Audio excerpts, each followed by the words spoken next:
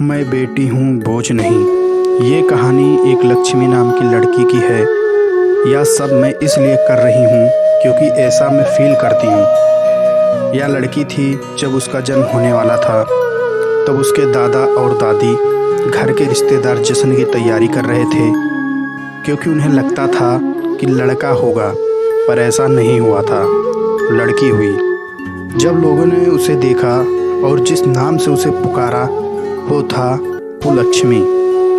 अब सगुनी नाम सुनने में अजीब लग रहा था ना, लेकिन वो लड़की मुस्कुरा रही थी अपना नाम नया सुनकर।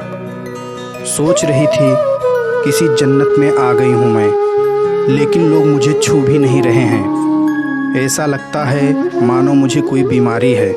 जश्न मनाने आए थे वो भी चले गए।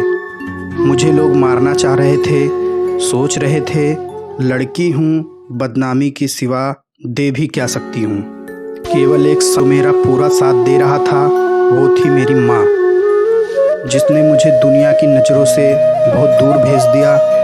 दुनिया की नज़रों में तो मैं मर चुकी थी, लेकिन मैं तो अनाथालय में थी। मेरा भरा पूरा परिवार था, लेकिन फिर भी मैं अनाथालय में थी। कितना अजीब है ना। ऐसा कोई दिन नहीं जाता था जब मेरी माँ मुझसे मिलने ना आती हों और मुझे दूध ना पिलाती हों। मेरी पूरी देख रेख करती थी और मेरी माँ और परिवार वालों से झूठ बोलती थी कि मैं अपने सहेली से मिलने जा रही हूँ। हर रोज़ माँ नए बहाने बनाती थी। एक दिन मुझे तेज़ बुखार हो गया और मैं उस दिन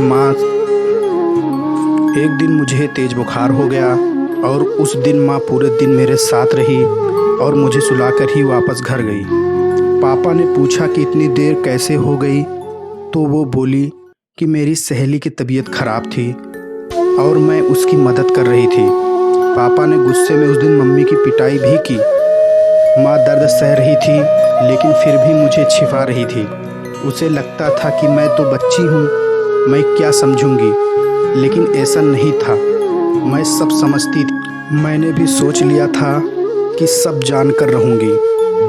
मैं मैडम के पास गई और बहुत रिक्वेस्ट करने पर उन्होंने मुझे सब कुछ बता दिया। यह सब सुनकर मुझे बहुत गुस्सा आया। मैंने तभी सोच लिया कि कुछ अलग करके दिखाना है। कुछ बड़ी हुई तो मैंने बॉक्सिंग क्लब ज्वाइन कर लिया।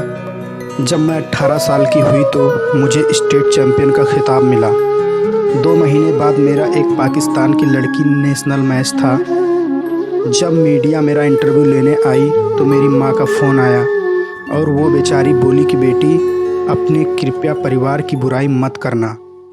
मुझे तो हंसी आ रही थी कि मेरी माँ आज भी अपने परिवार को बचा रही थी। मैंने इंटरव्यू दिया और पूरी जनता ने टीवी पर वो इंटरव्यू सुना।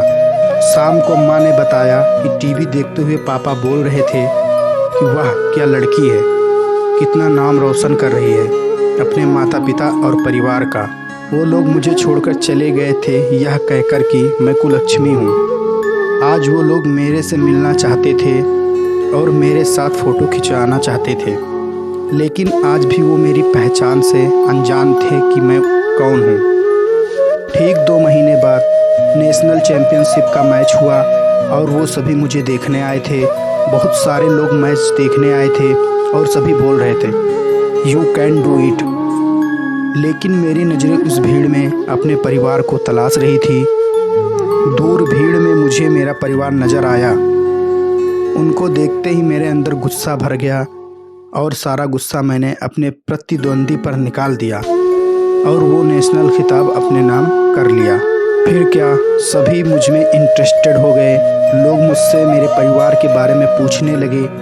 बहुत मजबूर होकर मैंने बताया कि मैं वो लड़की हूँ जिसे 20 साल पहले मार दिया गया था, जिसे सबसे पहला नाम कुलक्ष्मी दिया गया था।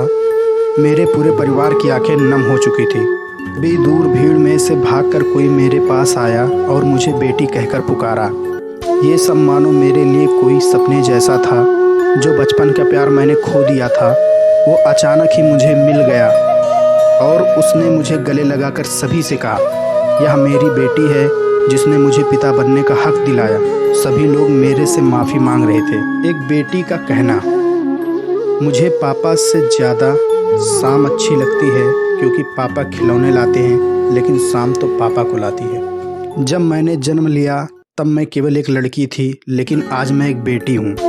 अब मैं अपने आंगन की तुलसी बन चुकी हूँ, अपने घर की मुस्कान बन चुकी हूँ, मैं बेटी बन चुकी हूँ। यह कहानी थी मुझ कुलक्ष्मी की, जिसने मुझे अपने घर की लक्ष्मी बनाया, और मेरी माँ इस कहानी की सबसे महत्वपूर्ण पात्र थी।